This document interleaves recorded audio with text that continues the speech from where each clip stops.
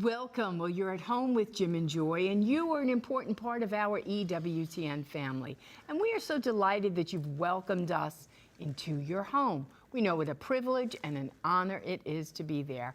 Well, today we're taking questions from you, our viewers. So if you're watching, you know it's Monday and we are live. Give us a jingle at 1-800-221-9460. If you are calling and you are outside North America, you can reach us at area code 205-271-2980. You can always send us an email with a question or a comment to Jim and Joy at EWTN.com, and check us out on Facebook. And we want you all to know we're praying for all the people, Amen. Especially in Louisiana and Texas, and all those that have really just been so impacted. Those who lost their lives, yes, their Lord, families who are grieving. People down there don't even have water to drink. They're bringing water, power. And we're just so sorry, and we're united together as a family in God and as a part of the EWTN family. We're all united together at this time. Yes, and we hope and pray that people are moving through this pandemic time. Hopefully, we're getting good results here in Alabama. Our numbers are coming down. We're happy about that. And so hope and pray. Kids are going back to school.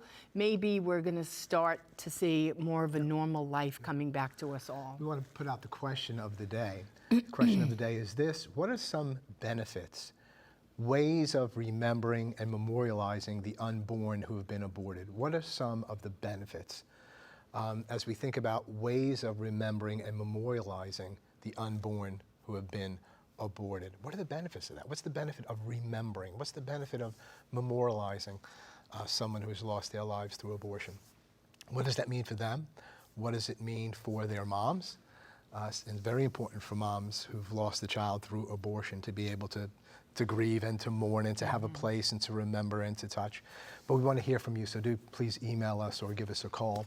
And Joy, we had a wonderful weekend, busy weekend. It was busy. We can't even go through everything that we did this weekend, but we did celebrate a birthday. We did, our beautiful Sienna. One of our grandchildren, Sienna Robinson, yes. From Madison, Alabama, Huntsville area. Sienna turned 12. Yes. And she is absolutely wonderful. She has 3 beautiful siblings, but this was her day. And one of the neat things that Sienna said, it wasn't like a big party. It was a nice party. With COVID and everything, you got to limit things. But Sienna did say, I want both sets of my grandparents to be there. Yes, and thank God all 4 of us are alive. We're alive, we're healthy. We've been doing what we can do to take care of ourselves that we don't have COVID. So grandparents from Nado's side, our daughter's Anna, Nado's her husband, so the Robinsons were there, and we were there to celebrate this time with Sienna. And she's just precious, a real artist, yes. Very sensitive and beautiful girl, very tall for 12.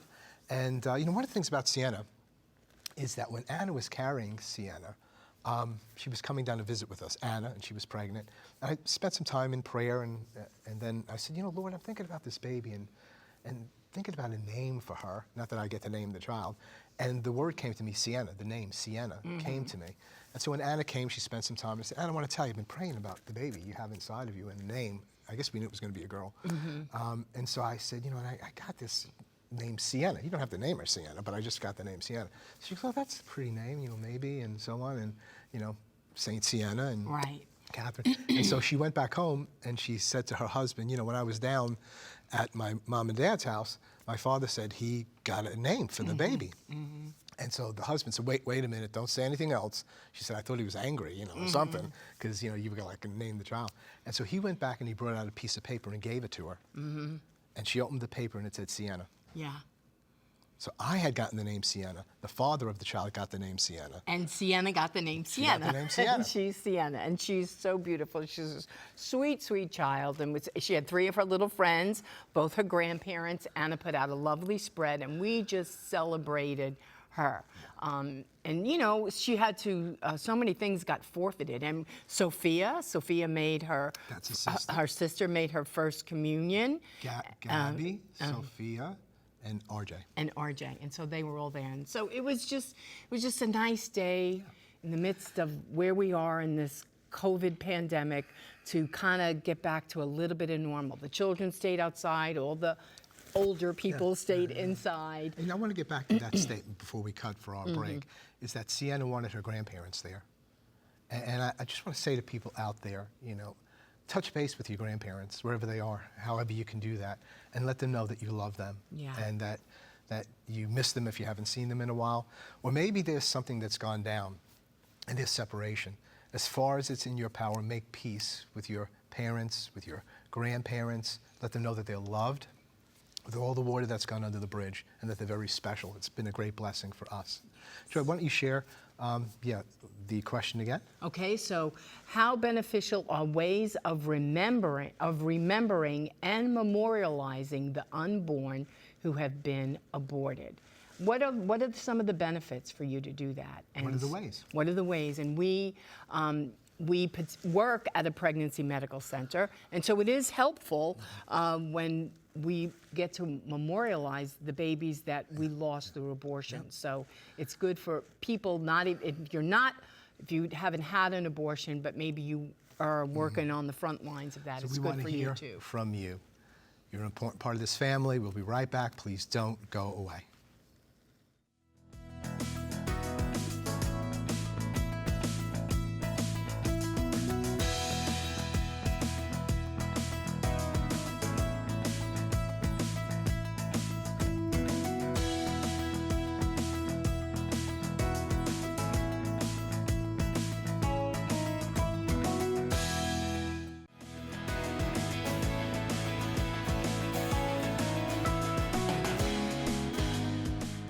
Welcome back. Well, remember that we're taking your questions today during our live broadcast. Give us a jingle, 1-800-221-9460.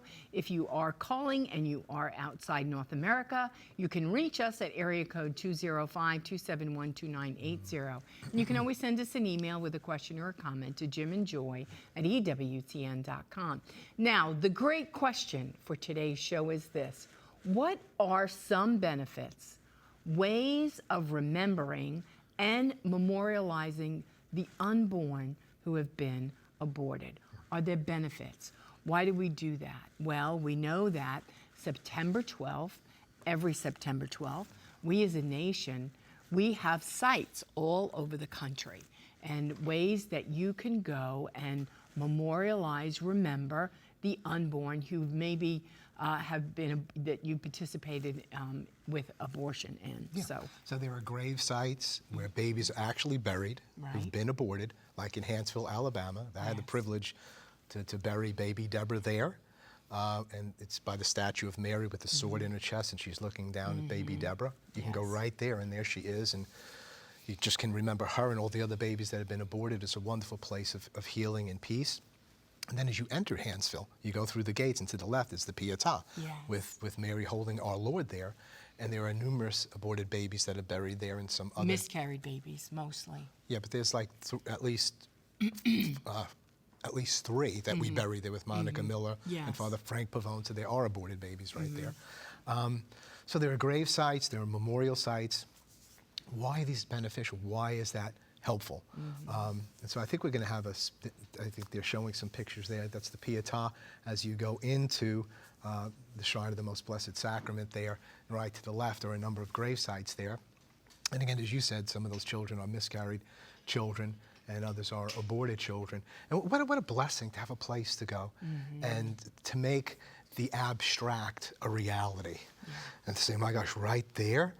Or at churches, they have memorials. Many times the Knights of Columbus have a beautiful memorial there, granite or marble or whatever it might be, and in memory of babies. So there's no baby buried there, but we're remembering the children that have been aborted. And so places like that, or different statues or images, and there's many of hands, holding a little pre-born child, an unborn child, is just so very, very meaningful to get in touch, to know this is a reality, and to make the world know about this. Because it seems, and we want to say, we're very sensitive to those who have had abortions. Many, many people have had abortions. We have 60 million abortions in our country plus. So at least 30 million women or so, because there's a lot of repeat abortions. Fathers who have lost fatherhood, others of us who may have not done enough or participated in some way in abortion, and to go there and to ask God's mercy and forgiveness. We have Eric Scheidler is here with us, Executive Director of Pro-Life Action League, speaking about the National Day of Remembrance. That's nationaldayofremembrance.com. Eric, welcome to the show. It's wonderful to have you. You're one of the leaders in this Day of Remembrance. Please go right ahead and speak to us about it. Well, the National Day of Remembrance for Aborted Children was started about 8 years ago to memorialize the 25th anniversary of a burial of some babies up in Milwaukee. It was one of the first really big burials back in the 80s. And as that anniversary was approaching, I got together with Monica Miller and Father Frank Pavone to discuss ways that we could, kind of give these burial places of aborted babies a little higher profile and also tap into the need for people to reconcile their suffering and their sorrow over abortion in some way by doing something active, something going out, to recognize the humanity of the 61 million children who've been lost to abortion over the years in the United States. There's a tremendous, well of suffering and pain in our society because of that. And so we instituted the National Day of Remembrance for Aborted Children to begin to invite people to come out and seek God's mercy and healing at these burial places and at other memorial markers that have been set up for these children. And when we started the project, we knew of a couple of dozen of the places where babies have been buried around the country. But over the course of the past 8 years, we have discovered many other locations that we didn't even know about. Children who had been buried in the 70s, the 80s, the 90s, and whose burial places had kind of been lost to history, and we rediscovered them through the course of this project because as word got out, people were able to tell us about locations we didn't even know about. And at the same time, we've been able to bury some more of these poor, unfortunate victims of abortion. Most recently this year, in South Bend, Indiana, we laid to rest the 2,411 victims of notorious abortionist Ulrich Klopfer. Viewers may remember the horrific story that broke just about a year ago that Ulrich Klopfer was hoarding the bodies of aborted babies at his home in rural Illinois, not far from the Indiana border. He was an abortionist in Indiana. And ultimately, those babies were buried solemnly back in February, right before all the lockdowns and everything started. And I'm very pleased to say that we're going to have a memorial service held at that burial place. And the organizer of that particular burial, Serena Dixon, is a woman who actually got an abortion from Ulrich Klopfer and whose memoir is just being published. So, everything kind of ties together. And that's really what this Memorial Day is about. It's about trying to find some kind of closure, some sort of meaning, a way of overcoming the sorrow of abortion. And I'd like to share a story from a couple of years ago at one of these Day of Remembrance services that I think really illustrates the value of this kind of an event. We had just wrapped up our memorial service. We had a beautiful choir sing. We had a solemn procession where we placed roses on the gravesite of over 2,000 aborted babies at a cemetery in the suburbs of Chicago. And a woman came up to me. I'd been officiating at this event. She came up to me to share her experience. She told me that she had just found out only a couple of days before that her daughter had an abortion. And she found out about the abortion through an insurance bill that showed up at the house. So it wasn't even like her daughter told her this. It was a secret. She saw the bill, talked to her daughter, found out that her first grandchild had been aborted, and she was very upset, but at the same time she was very grateful, and she just had tears of gratitude that she shed as she talked to me about this situation, because she said that going out to the cemetery, to this burial place, and mourning with 200 people who were in attendance and listening to the sorrowful music and then laying the flowers down on the grave, that all gave her permission to feel the sorrow that she felt. It gave her a sense of God's hand being there, and of the possibility of healing for her daughter and for herself in this tragic situation that she had just been learning to struggle with. So I think that's really what the National Day of Remembrance is all about. It's giving people permission to feel sorrow and to mourn for children who are supposed to be completely and utterly forgotten. My co-director in this project, Monica Miller, she often talks about these children as children who were never supposed to be heard from or seen again. We were never supposed to see their pictures in the public square or in a book or anywhere. We were never supposed to bury them and acknowledge their humanity in this way. But we've been able to do so. We've buried some of these children. We've erected hundreds of memorial markers around the country in their honor at other locations where they are, the babies are not buried, so that we can still go and remember them. Yes. And all of those markers and then our prayers at those locations serve to highlight the humanity of these children who the abortion industry and our society at large wants us to completely and utterly forget about. But on this day, we remember. Amen. We remember Eric, the victims of abortion. Thank you, Eric. Thank you so much for your leadership, the other groups that are involved with all of this. And I believe that it will help awaken our country. It will bring great comfort to those who are suffering from pregnancy loss in this way, and it will help build up the church. So thank you so very much. We appreciate you. God bless. People need to go to the website, nationaldayofremembrance.com, nationaldayofremembrance.com. And it's an excellent website, gives you why they're doing what they're doing, the list of the grave sites. So you might be saying, now, where do I go? Right. So he has the list, state by state, of where they are. Or if you have a church that has a memorial there, there's burial sites and memorial sites, go there. Or maybe there's something else you can do. Maybe you can create a memorial site and you can go with your family. There's also prayers on the website, prayers at the grave site of a memorial site, prayers of mourning for victims of abortion, prayer for those who have lost a child by abortion. Yes. Yeah. Well, and most churches have it. Most Catholic churches have a site. And so even if you can't get to the local thing that's happening maybe in your area, after Mass, take some time and just go up to the statue or the marker, wherever it is on your church property, and pray. Pray that abortion, if not anything, maybe you haven't participated in abortion, maybe you don't know anybody who ever has, but then what are you doing about it? Have you even prayed that abortion would come to an end? So on this day, you say, well, that doesn't bother me. Yes, it does bother us. It affects all of us. So we have to participate in this project and just stop and just take a moment. Hopefully you're praying this every day, that abortion would come to an end in our land, that it would become unthinkable, that women, even though it's legal, that it wouldn't even be an option. That is our prayer. Thank you. Facebook post outside on the lawn of a Catholic church in Chicopee, Massachusetts, there was a memorial stone with a prayer and a request to pray for all the unborn children. It was a beautiful memorial that represented all unborn babies. You see it and think of the aborted and the miscarried lives every time you see it. Diane from Facebook. Again, go ahead, babe. No, and that's the beautiful thing. That's how helpful it is for our soul, that you don't want to forget this. You can stick your head in the sand and pretend this isn't happening in our country, but it's happening. And so you need to say, well, I can't go to work at a pregnancy medical center. I can't do this. I can't do that.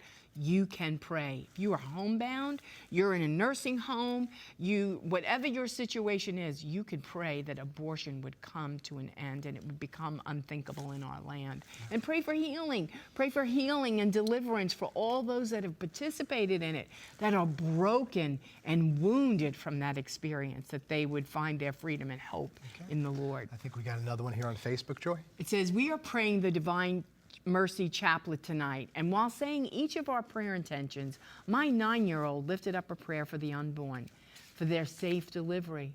I was surprised, since he normally does not offer prayer intentions, but tonight he did. And then I saw Jim and Joy's post. The Holy Spirit works in so many mysterious ways, especially in children. God save all the unborn babies in the world. And that's from Mila. So you don't want to miss this day. September 12th is the day where people are gathering all over the country to various burial sites and memorials to remember those who have lost their lives through abortion. A great source of healing, a great source of hope. So go to that website, nationaldayofremembrance.com, nationaldayofremembrance.com. Those who sow in tears shall reap with shouts of joy. Blessed are those who mourn. They'll be comforted. We'll be right back. Please don't go away.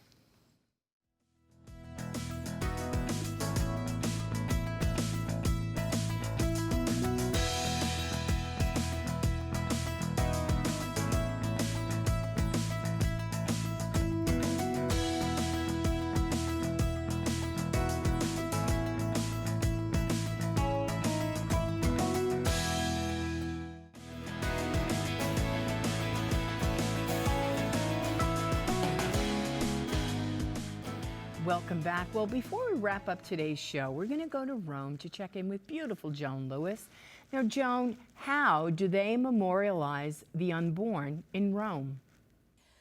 Well, hi, Jim, and hi, Joy. It's always great to be with you at the start of a week in which we are workers in the vineyard, and the vineyard is a little wet, which is why we're inside today. We've had some bad weather in Italy.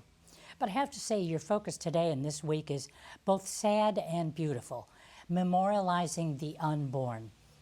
And of course, I know your focus will be on mostly memorializing the unborn because they weren't allowed to be born. They were aborted. And we know, of course, many couples lose babies that they really, really desire, and they lose them through a miscarriage, which is also called a spontaneous abortion. And these people actually do memorialize their children, often in many, many ways.